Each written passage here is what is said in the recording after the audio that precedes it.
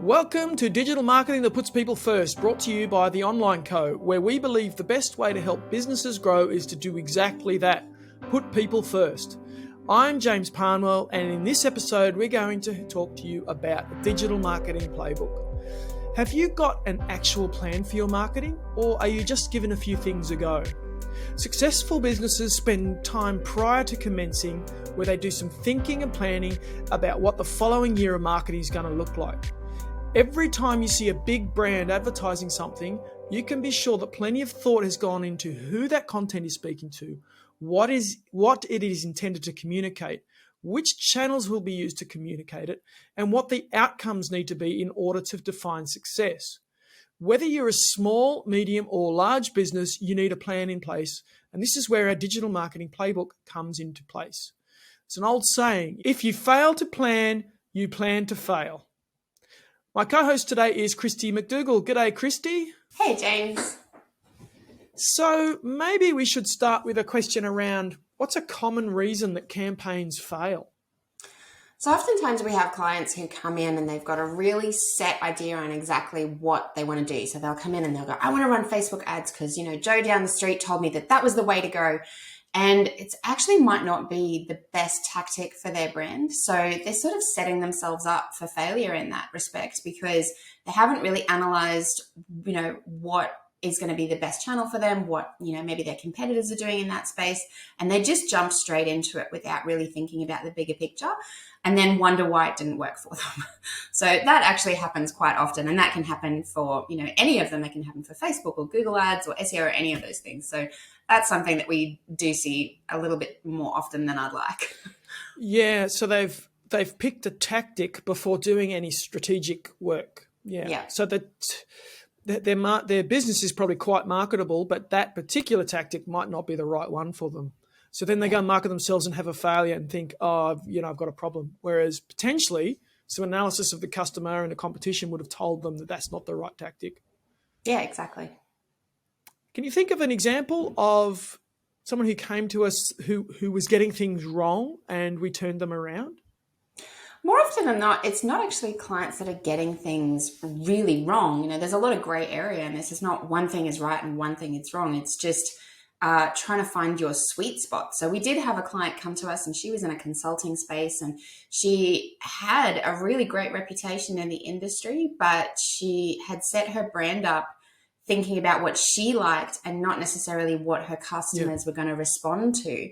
And all of her branding and her colors and everything really weren't in that sweet spot. So we redid everything for her. And when she did then launch everything out, she got multiple comments and compliments on how beautifully everything had been done because it had been done with that particular target market in mind. So she was just a classic person who was an expert in her field, a consultant and very good at what she did, but not in marketing, and just everything was there, just needed us to pull it out for her and make that work. Well, shall we jump in?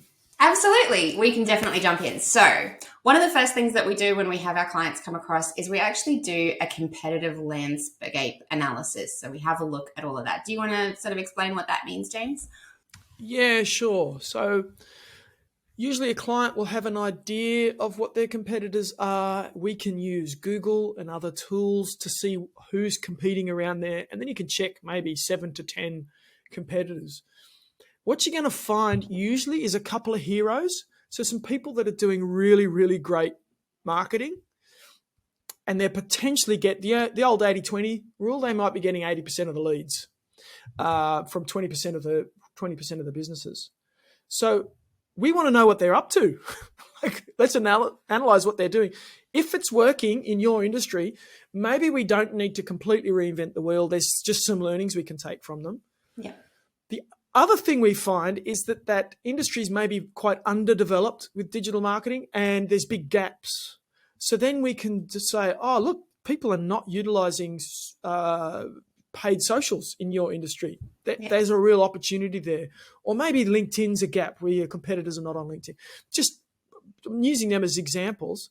One time we did an analysis of an industry and there was a number of competitors didn't even have websites. So it was like quite quite a ways in the past. Yeah, I remember that one. They came through to us and they were like, oh, these are definitely our three main competitors. And we're like, wow, they don't even really exist online. So are you sure? Yeah. Yeah, so in that industry, they're still catching up with people offline and working the networks, which is fine, but they're definitely vulnerable. Yeah. So once we've got a look at that, then we can just analyze what the opportunities and what the threats are. So the good old SWOT analysis has the two external parts. What opportunities are presented by looking at my competitors, and what threats are there by looking at my competitors? And that it's often in that process that first issue you talked about, Christy, where someone's chosen the wrong tactic, that gets flushed out there, because you can see that people either are not doing it or are doing it, and it becomes clear. So that's the first thing, understanding your competition. And the next thing is to understand your voice, your brand voice, or your company's voice, so you sound unique in the market. Do you want to unpack that a bit, Christy? Yeah, so your brand voice is really about how you present yourself online. So it includes everything from, your target customer and how they are interacting in this space. And what we really do is we do a really deep dive into that persona, and we think about their motivations and their barriers and, what's really going to help them come across the line, and really making sure that we understand their journey and their personhood is really important. And we'll actually put together quite a comprehensive story in that space as well. The other thing that's really important is understanding your unique points of difference. And this can really be hard for a lot of our clients coming in. They're like, oh, well, we do this and we do this. And when we've actually done that competitive analysis, we're able to say to them, well, that's actually something that's really special about you, because nobody else is necessarily doing that in that space. So we really want to hammer that home and make that a really big part of what we're presenting online. And then we talk a little bit more about your brand voicing and, how your language is really setting up your brand, whether you're speaking with empathetic tones of voice or whether you're having a commanding presence. And that really does make a difference in how you are writing your ads, how you may be presenting yourself on your website. We do a little bit of analysis in archetypes as well. So there's a thing in the marketing space called brand archetypes, which is really how you present your brand in relation to how your competitor,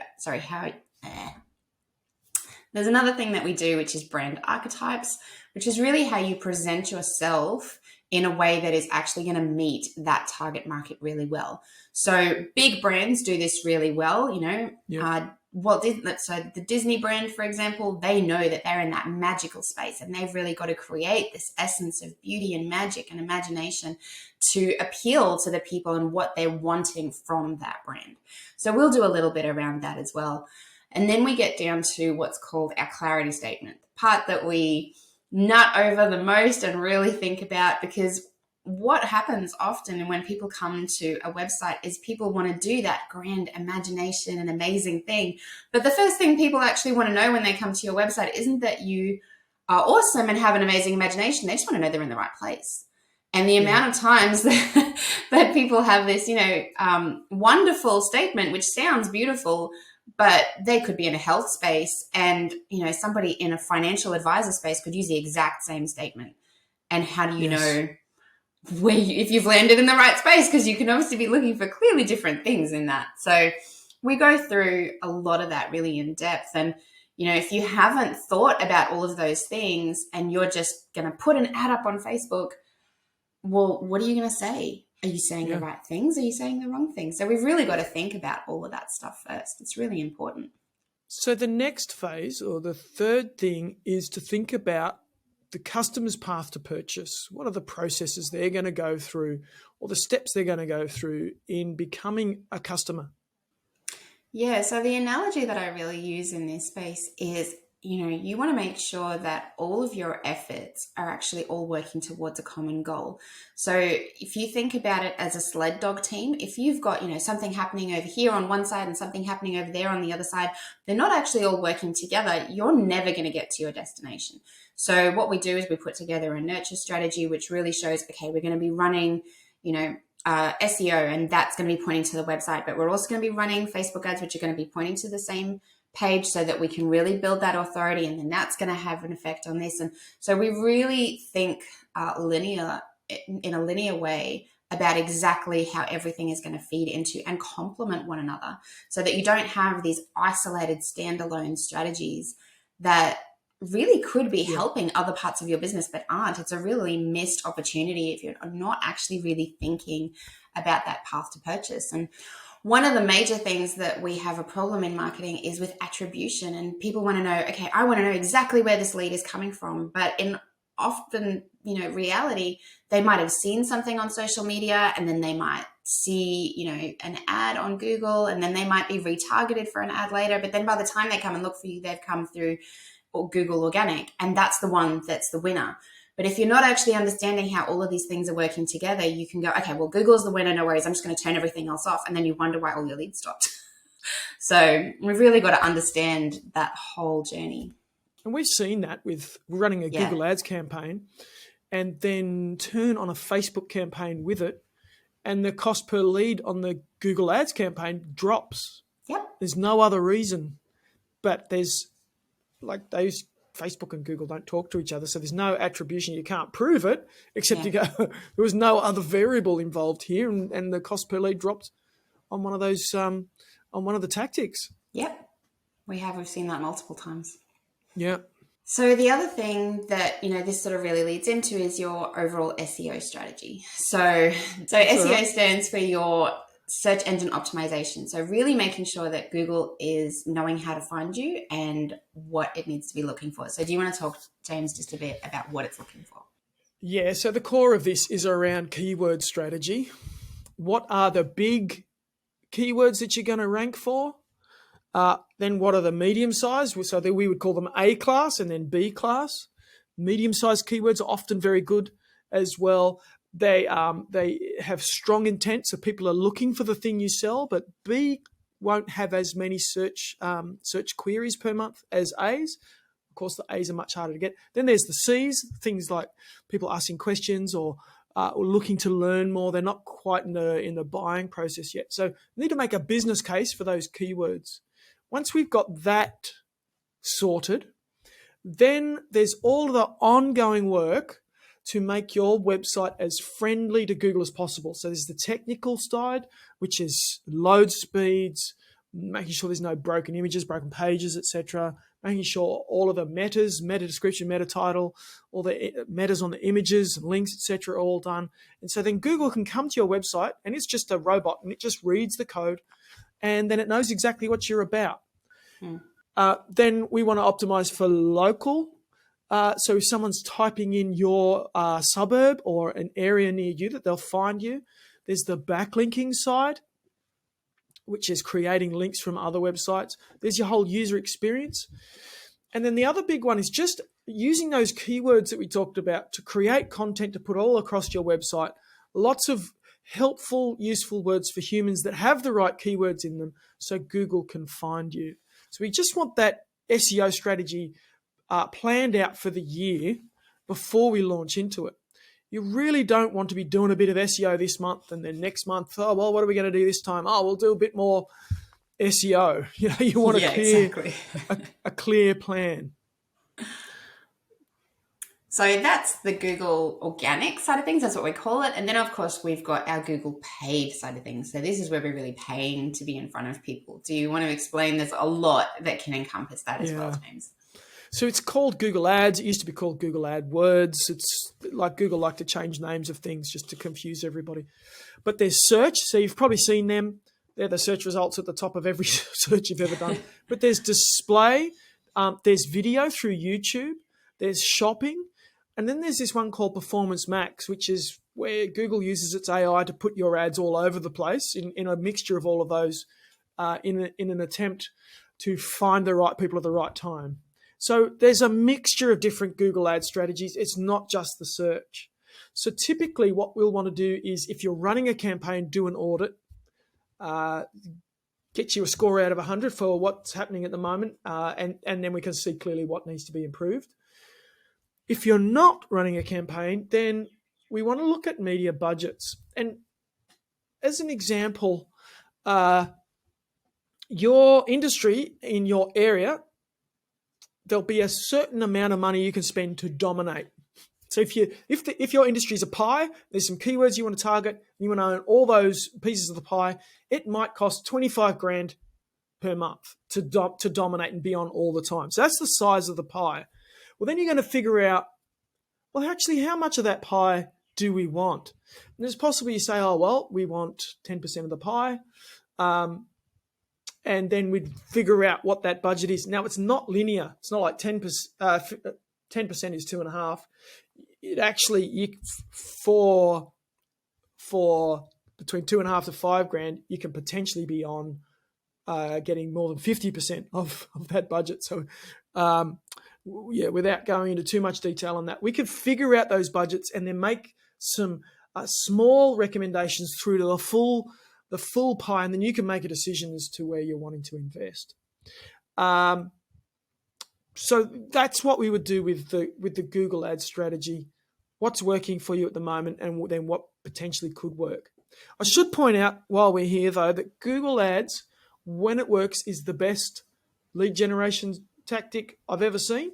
Yep. But when it doesn't work, it's an absolute waste of money. And and a lot of money at that. Yeah, and there are times where we go to clients and say, don't do it. Yep. Regularly. It's not the right fit for everybody.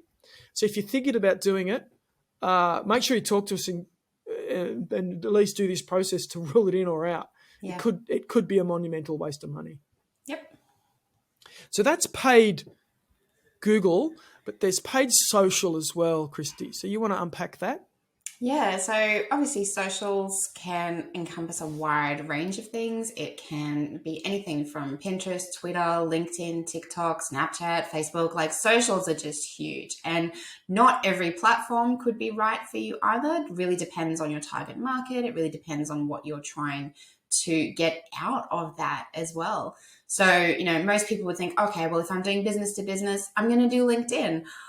Actually, LinkedIn may not be exactly what you need. You really got to think about where your people are and what they're doing. And often what we really try and hammer home for clients in this space as well is that video is king.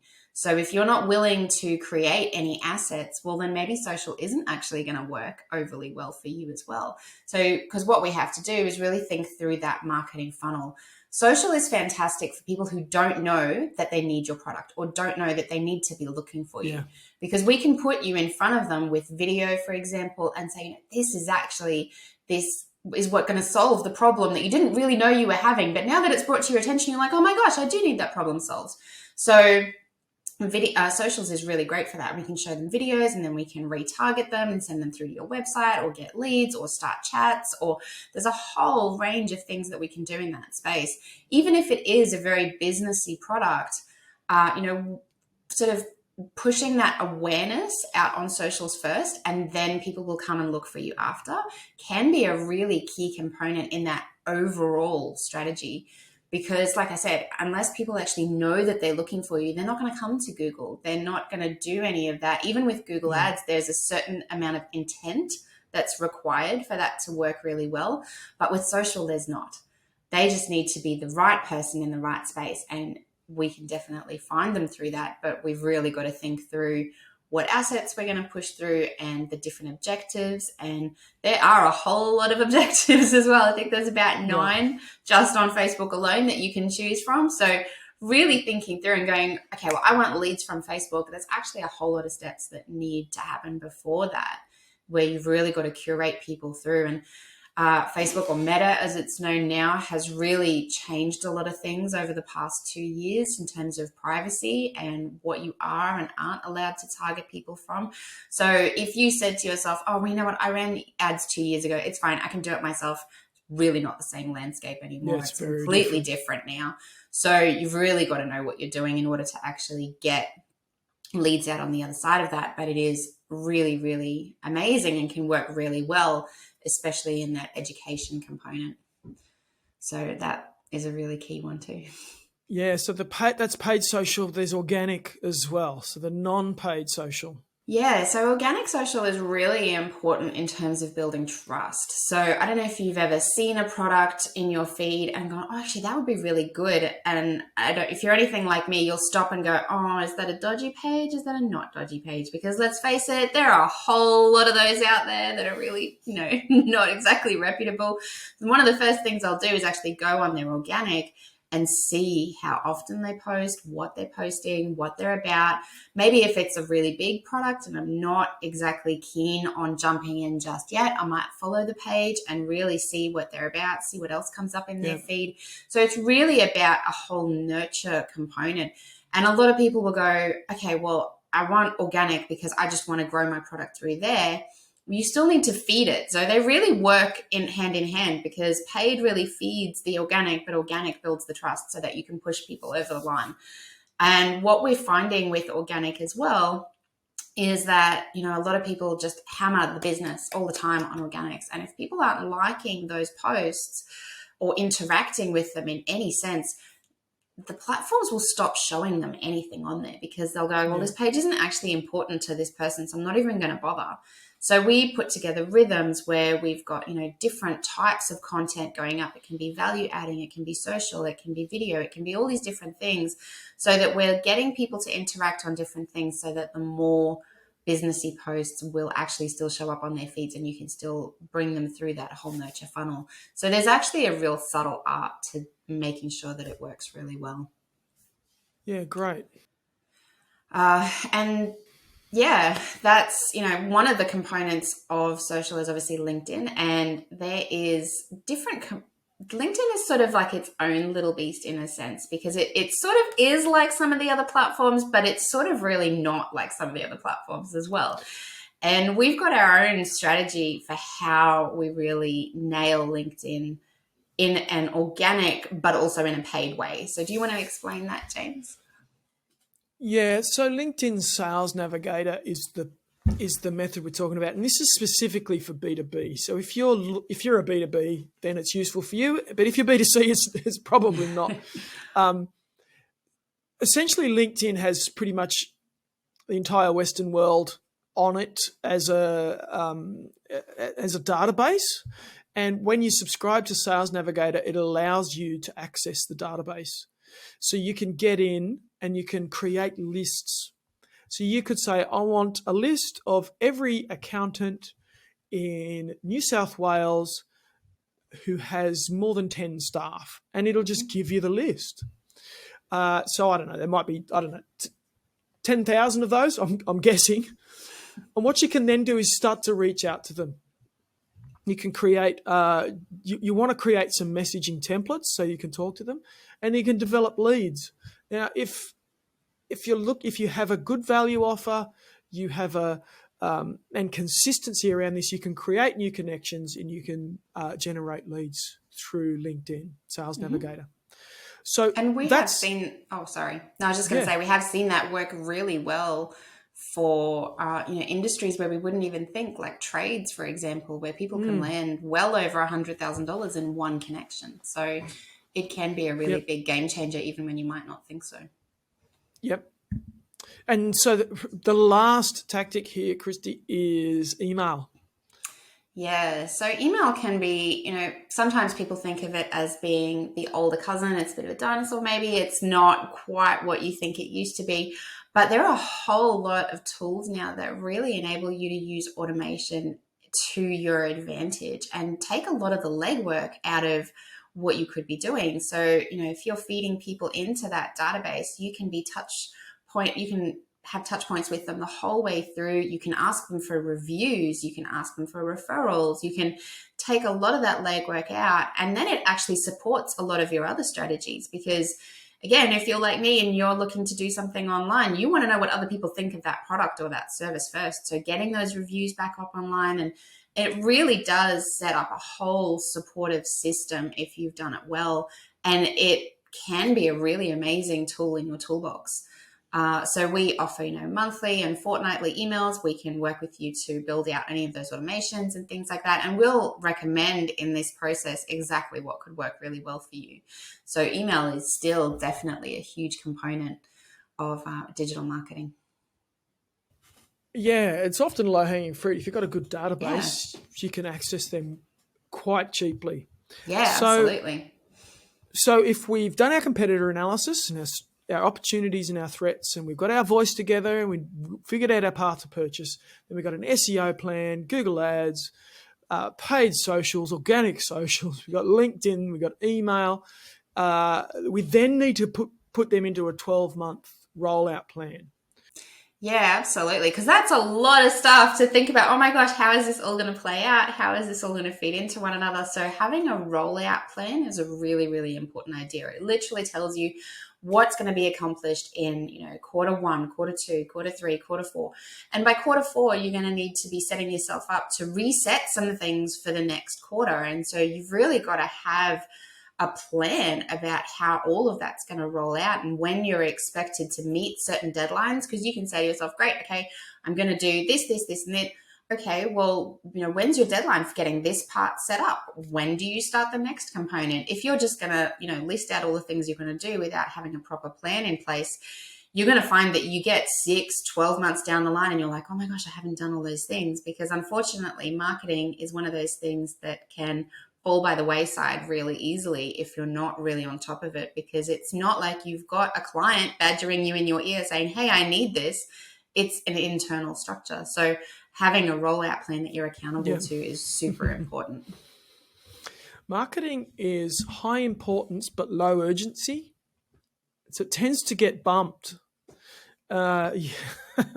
Other things can take its place, and it's dangerous because then if you run out of leads, you've got a serious problem. Yeah, absolutely. And it's often when you get to that point that when you have run out of leads, there's a whole lot that needs to happen. So it's not like you can get them through the door tomorrow. There's, lead time on that, which is super frustrating. So, yeah. So I bet you're going to ask us at this point, okay, that sounds like a lot, but what is that going to do to my bottom dollar line? Because let's face it, that's where a lot of people want to know where the rubber hits the road. So do you want to talk about that, James? Yeah, so people are going to make investment decisions around what they can afford and then what their growth objectives are. And there's usually a tension between those. So people want to grow real fast, but then how much can they afford? I would always recommend that people invest at a level that is affordable for them. Yeah. They shouldn't be losing sleep because they've overinvested and taken a big risk on the hope that it all turns out. Now, marketing plans work remarkably consistently, but it's just not a lay down misere that it's all going to work in the first 3 months and it's all going to be easy. There's usually wrinkles, like with everything. So you need to invest. People typically invest in one of three levels. There's either people that are looking to get started, so they're looking to put some money in, but they're not ready to dive in deep. There's people that have already been doing some marketing and are really looking to grow. They'll invest more. And then there's people who are like, no, I really need to accelerate. I want to invest hard and really get into it. So that's going to depend on you, your budget, and your needs. But people invest all sorts of dollar numbers. So when we do a playbook, we will tailor something to your budget and give you some options. And it's quite modular, so you can choose which services you want and up and down between them quite easily. Yeah. So the budget is an important question. How much is this going to cost over the course of the year? So then you can look at returns on investment. What's that going to bring in the front door, and how's my business going to grow as a result? So that is all of the components of a digital marketing playbook. Indeed. Not a small list, but definitely a very thought out and detailed one. So when we do this for clients, we take up to a month. Yeah. Now we've got all the people internally that can do all this research and put it all together without too much fuss, because we do it every day. If you're going to do it on your own, then it's a lot of work, as many hours. Yeah, absolutely. And you're not going to know what you're getting right and what you're getting wrong if you've not done it before and you don't know what you're looking for. But because this is a huge part of what we do, we know exactly when we are looking at something and going, oh, that's a really big problem, or oh, that's a really good opportunity. Yeah. Because we've really developed that laser focus. Yeah, and benchmarked it across lots of industries across many years. So look, I hope you found that helpful. If you would like to discuss with us putting together one of these playbooks, just jump onto Google and type in the Online Co, and there'll be a book a quick chat button, and you can have a quick chat with us. Absolutely. So thank you for joining us today, Christy. No worries. This episode of Digital Marketing That Puts People First was brought to you by The Online Co. The production and music was by Harry Parnwell, and you can find us at theonlineco.net. If you found this helpful or you think you might know someone who would benefit from this, please feel free to share it with them. While you're at it, you can subscribe to our podcast and leave us a review. Take care.